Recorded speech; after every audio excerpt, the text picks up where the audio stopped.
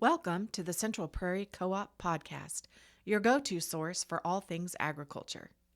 Each week, we bring you expert insights, market trends, and real stories from the field.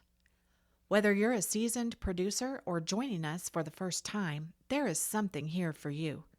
So, grab a coffee and let's dive into the business of agriculture from the ground up. Welcome to the Central Prairie Co-op Podcast.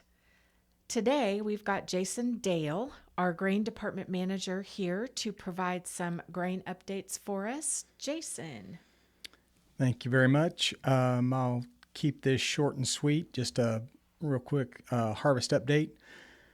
Milo harvest, we're just barely started. We're about 10% complete based on our estimates.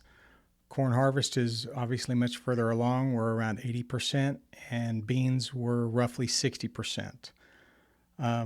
Weather and dry down continues to be the driving forces this year. You know, we seem to hurry up and wait.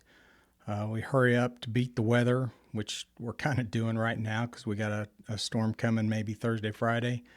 And then we wait for that weather to clear, you know, and that creates some lines on occasion because everybody's trying to get in as quick as they can. But, our producers, we continue to jump around, from one field to the next, and or one crop to the next in order to find something dry so that we can, keep the trucks rolling. But this in and of itself, it presents many challenges for our staff. This harvest is it's anything but typical. A typical harvest, it sees a steady buildup, followed by several busy days, then followed by some short gaps as we switch crops, and then, of course, we pick up the pace again. But there's usually an order to it. This year, there's not.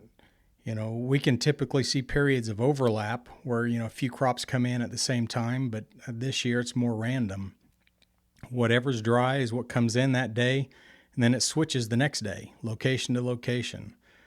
As a result, our employees, they've geared up to handle everything at once, but the consequences of this are for the most part a reduction in some efficiencies and an occasional increase in time over the pit, as one commodity empties and the distributor switches and then the next commodity dumps. Understand that an elevator's bin layout and drag system's not always flexible as we'd like it to be.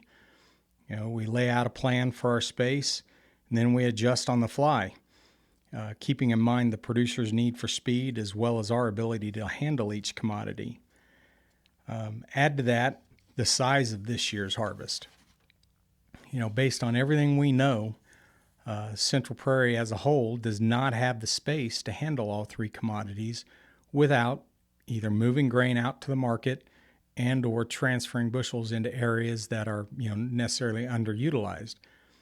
As such, inbound producer trucks will necessarily encounter outbound trucks, whether it's to the market or transfers. But this can definitely impact turn times and puts additional stress on employees, equipment, and absolutely the producers. If you can't get the truck back to the field, then obviously the combine's waiting, and that's the last thing we want to see. But on a positive note, those outbounds and the ability of our staff to be flexible is absolutely what's keeping our doors open and able to handle the harvest as it comes. Like I said earlier, it's not coming orderly. It's coming all over the place. So, our employees have done a fantastic job being able to do that, and I know we've had some hiccups. Everybody does, but I'm awful happy with what they're doing. Central Prairie would, obviously like to thank our producers for their business and thank each and every one of our employees for the many late hours they are putting in and will continue to put in for several weeks to come. Thanks. Thank you, Jason. And thank you all for joining us today. Be sure to tune in next week where we will talk all things ag from the ground up.